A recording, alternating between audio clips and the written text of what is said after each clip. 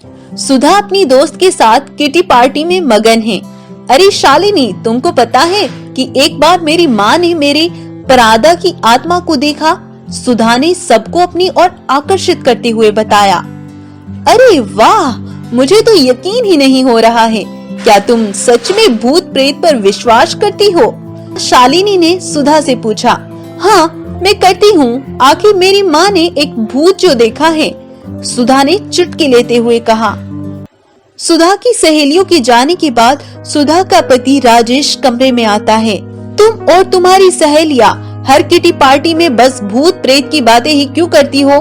मुझे समझ नहीं आता। ऐसी बेवकूफी भरी बातों से तुम बोर नहीं होती? मुझे तो ये कहानियां सुनकर सीने में दर्द होने लगता है। राजेश ने सुधा से कहा।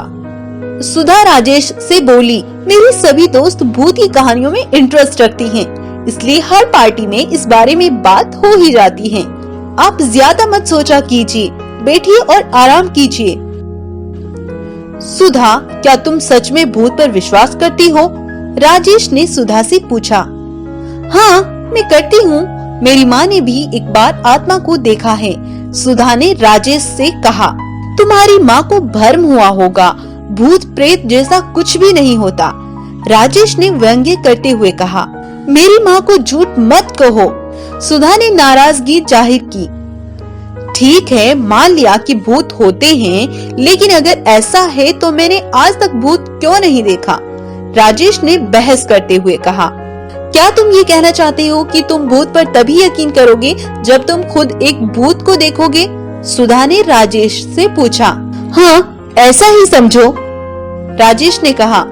ठीक है, मैं एक अघोरी बाबा को जानती हूँ, वो आपको भूत से मिला देगा, सुधा ने कहा। ठीक है, कब चलना है? राजेश ने पूछा।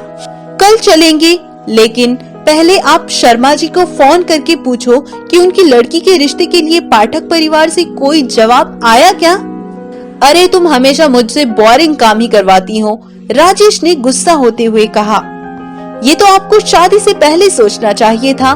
शर्मा जी और पाठक जी दोनों ही हमारे परिवार के अच्छे मित्र हैं, और ये कितना अच्छा होगा कि दोनों परिवार के बच्चे आपस में शादी कर लें, सुधा ने राजेश को समझाते हुए कहा।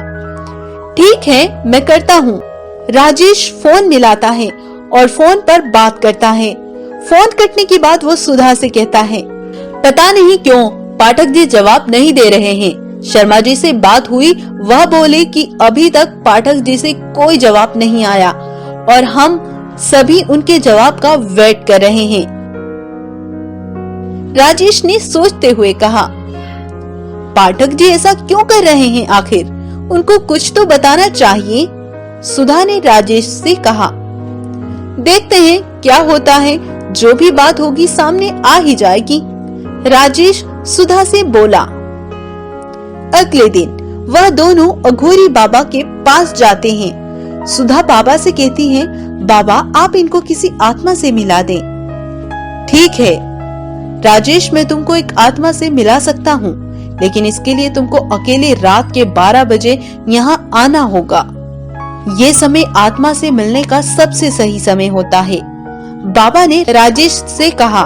ठीक है बाबा, मैं रात को 12 बजे आऊंगा। यह कहकर वो दोनों वापस आ जाते हैं। रात को 12 बजे राजेश बाबा के पास जाता है। बैठो राजेश, बाबा ने राजेश को बैठने का इशारा किया और कुछ मंत्र पढ़ना शुरू किया। कुछ देर तक इंतजार करने के बाद राजेश बोला, कुछ भी तो नहीं हो रहा बाबा। चुप रहो, मैं मंत्र जाप कर रहा हूँ, बाबा ने राजेश को चुपचाप रहने का इशारा किया। कुछ समय बाद राजेश को हवा में तैरता हुआ एक हाथ दिखाई पड़ता है। वो देखा राजेश, वो हवा में तैरता हुआ हाथ एक प्रेत महात्मा का है। बाबा ने राजेश से कहा, क्या बकवास कर रहे हो बाबा? जरूर आप कोई जादू कर रहे हैं। आपको क्या लगता है मैं हवा में तैर रहे एक हाथ को देखकर भूत प्रेत पर विश्वास करने लगूंगा? राजेश ने गुस्सा होते हुए कहा। राजेश, मैं सच में एक प्रेत हूँ, हवा में तैरता हुआ हाथ से आवाज आई। देखा राजेश, उस हाथ ने आपका नाम बताया। अगर वे जादू की चाल होती तो वो आपका नाम कैसे जानता। बाबा ने राजेश को समझाया, आपने इसे पहले ही सेट कर लिया होगा, लेकिन अगर ये एक प्रेतात्मा का हाथ है तो मैं इनसे 3 सवाल पूछूंगा। अगर इन्होंने सही जवाब दिया तो मैं समझूंगा कि ये एक प्रेत है और वास्तव में भूत प्रेत होते हैं। राजेश ने बाबा से कहा, मैं तुम्हारे किसी भी सवाल का जवाब दे सकता हूँ। राजेश, तुम कोई भी सवाल मुझसे पूछ सकते हो। क्या होंगे राजेश के 3 सवाल? क्या वह प्रेत हाथ राजेश के सवालों का सही जवाब दे पाएगा? क्या राजेश भूत प्रेतों को मानने लगेगा? क्या होगा अगले पार्ट में जरूर देखिए। अगर ये वीडियो अच्छी लगी हो तो इसको लाइक और शेयर जरूर करें। राजेश के सवाल क्या होंगे आप वीडियो के नीचे कमेंट करके बता सकते हैं। और नेक्स्ट पार्ट के लिए अभी आप हमारे चैनल को सब्सक्राइब करके बेल आइकन को जरूर प्रेस कर दीजिए, जिससे कि आप हमारी नई वीडियोस की नोटिफिकेशन सबसे पहले पाएंगे।